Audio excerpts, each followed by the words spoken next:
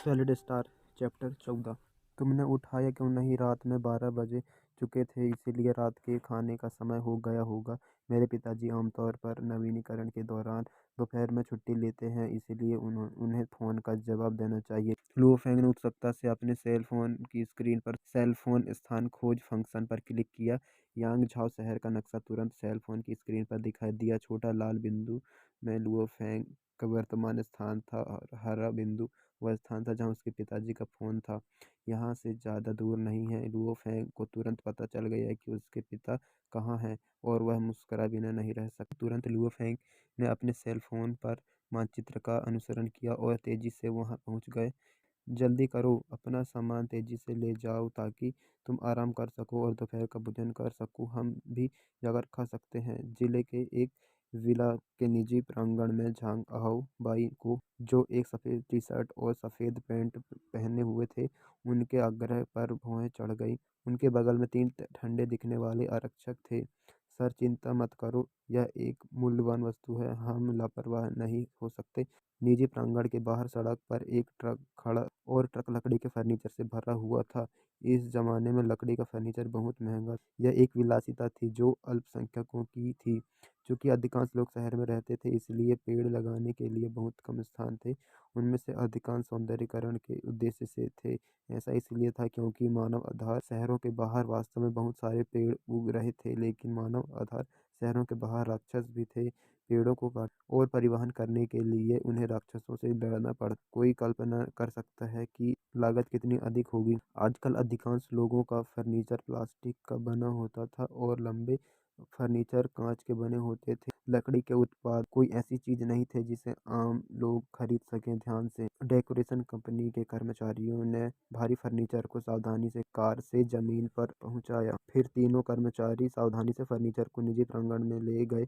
ध्यान से झांग हाओबाई ने उन्हें याद दिलाते हुए कहा, यह ठोस लकड़ी का फर्नीचर है। यह अभी उच्च गुणवत्ता वाली लकड़ी है। यदि आप इसे तोड़ेंगे तो आपका बॉक्स निश्चित रूप से आपको परेशानी देगा। तीनों कर्मचारी ने सावधानीपूर्वक फर्नीचर को हटाया। फर्नीचर अच्छी सामग्री से बना था और बहुत भारी था। इसका वजन 500 किलोग्राम से अधिक था। तीन कर्मचारियों के लिए इसे हिलाना थोड़ा मुश्किल था। भाइयों, चलो रुको और कुछ देर आराम करें। हम इन्हें बाद में एक ही बार में घर में ले जाएंगे। फर्नीचर ले जाने वाले कर्मचारी ने कहा, पहले फर्नीचर यहाँ रखो, धीरे धीरे और धीरे धीरे से। मुझे भूख लगी है। एक नवीकरण कंपनी के एक लंबे कर्मचारी ने अपना शरीर हिलाया। इसे सेट को स्थानांतरित करने के बाद फर्नीचर के दो अन्य सेट अभी भी हैं। सब कुछ तय हो जाने के बाद चलो साथ में खाना खाते हैं। लुओ होंगुआओ अन्य दो श्रमिकों की ओर देखकर हंसे। उसने लापरवाही से अपनी शर्ट से अपने माथे का पसीना पोंछा। जुलाई का महीना था और दोपहर के लगभग 1 बज रहे थे। यह दिन का सबसे गर्म समय था। उन तीनों के लिए 1000 पाउंड से अधिक महंगे फर्नीचर को स्थानांतरित करना वास्तव में कठिन काम था। तुम लोग जल्दी करो, झांग हाओबाई ने अधीरता से आग्रह किया। ठीक है। लुओ होंगुआ नीचे झुके और फर्नीचर पकड़ लिया। भाइयों, अधिक प्रयास करो और फर्नीचर का यह सेट भेजो। चलो, 1 2 3 उठाओ। लुओ होंगुआ और अन्य दोनों ने फर्नीचर उठाने के लिए अपनी ताकत का इस्तेमाल किया। सावधानी से सीढ़ी चढ़े और तेजी से घर में दाखिल हुए। कुछ देर बाद वे बाहर चले गए। जब लुओ होंगुआ और अन्य दो झांग हाओबाई के पास से गुजरे तो पसीने की गंध हवा में फैल गई। झांग हाओबाई अपनी भौहें सिकोड़ने के अलावा कुछ नहीं कर सके।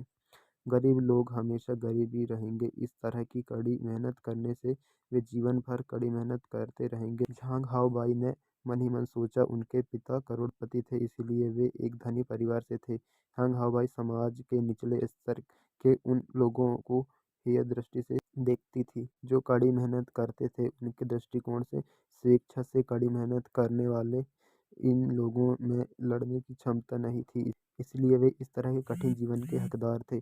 चलो बाहर आराम करते हैं। लुओ होंगुआ और अन्य दो ने फिर से फर्नीचर नीचे रखा और अपनी सांसें संयोजित की। जाओ, 1 2 3 उठाओ। हालांकि लुओ होंगुआ और अन्य दोनों थके हुए थे, वे 20 से 30 वर्ष से ऐसे कर रहे हैं, इसलिए उन्हें उनकी आदत हो गई है। वे अपनी सहन शक्ति की सीमा जानते हैं, इसलिए वे शायद ही कभी गलतियाँ करते हैं। थोड़ी देर के बाद लू होंगुआ और अन्य लोग फर्नीचर के आखिरी सेट को हटाने गए। सचमुच गर्म है, झांग हाओबाई ने आकाश की ओर देखा। भाई वांग, बाद में हम अगले दरवाजे वाले रेस्टोरेंट में जाएंगे और भोजन करेंगे।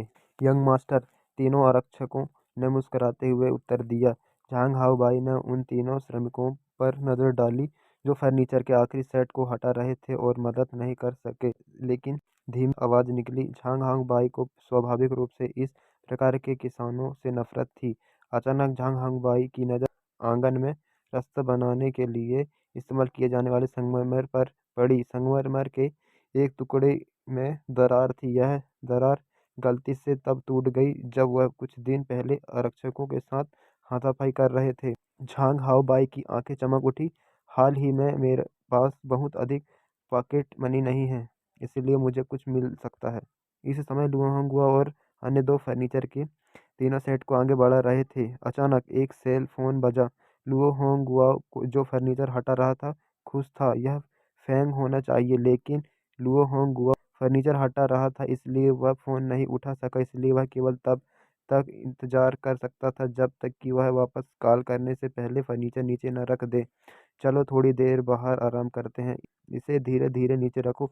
लुओ होंगुआ और अन्य दो ने धीरे से फर्नीचर नीचे रख दिया। लुओ होंगुआ ने अपनी जेब से अपना सेल फोन निकाला और कॉल आईडी को देखा। यह उसका बेटा था। वह मुस्कुराए बिना नहीं रह सका और वापस कॉल करने ही वाला था। अब आप लोगों को क्या परेशानी है? मैंने तुम लोगों से सावधान रहने को कहा था।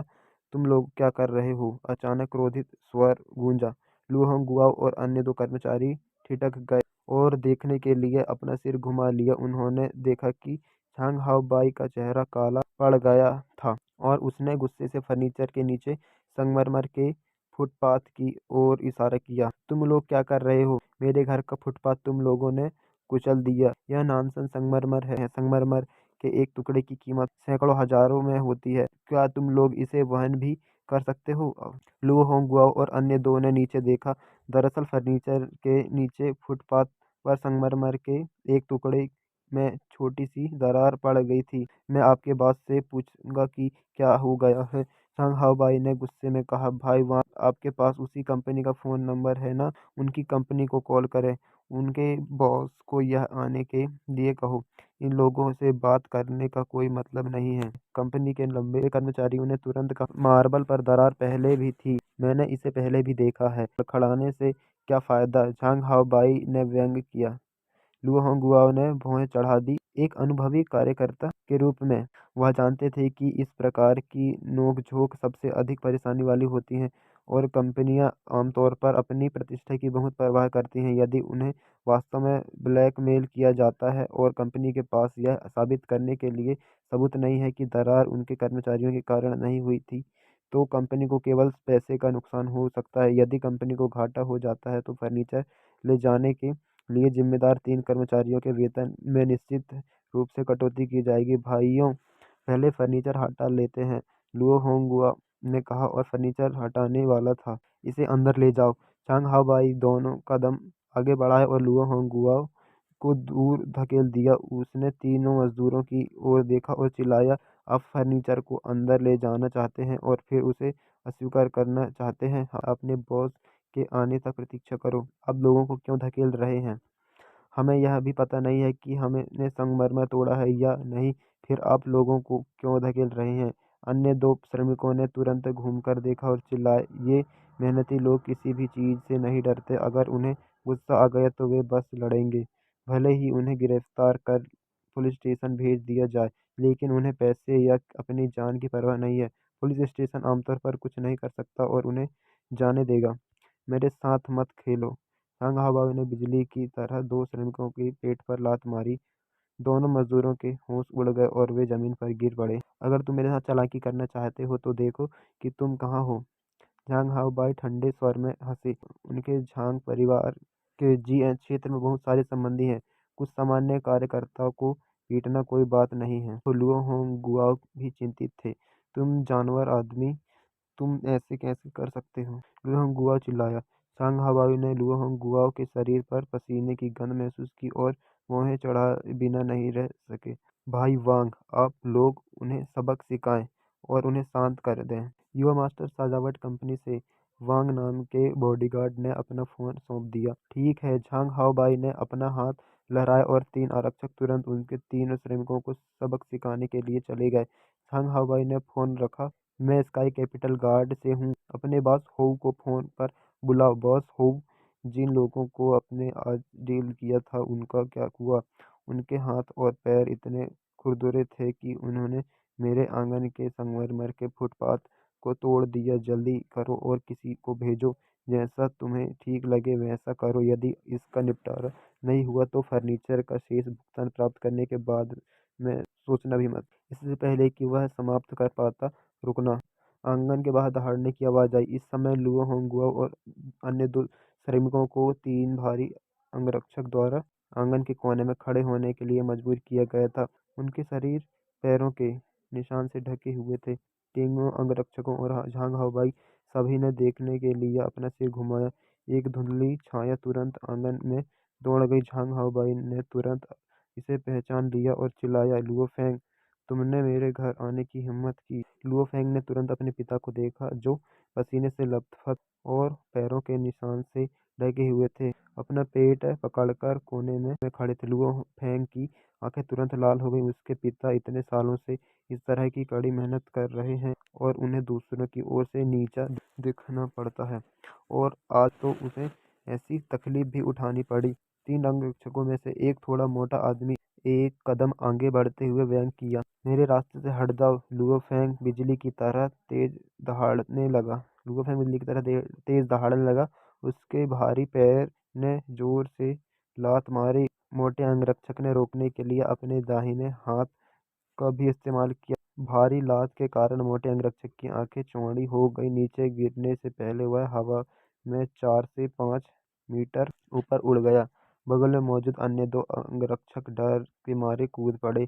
लुओ फेंग, तुमने मेरे घर आने और मेरे लोगों को मारने की हिम्मत की। झांग हाओ बाई ने घूम कर देखा और दहाड़ते हुए कहा, तुम मरना चाहते हो? दांत खींचते हुए दहाड़ते हुए लुओ फेंग की आंखों में भयानक चमक आ गई। तो दोस्तों, इसी के साथ सेलेस्टार का ये चैप्टर नंबर 14 एंड होता है।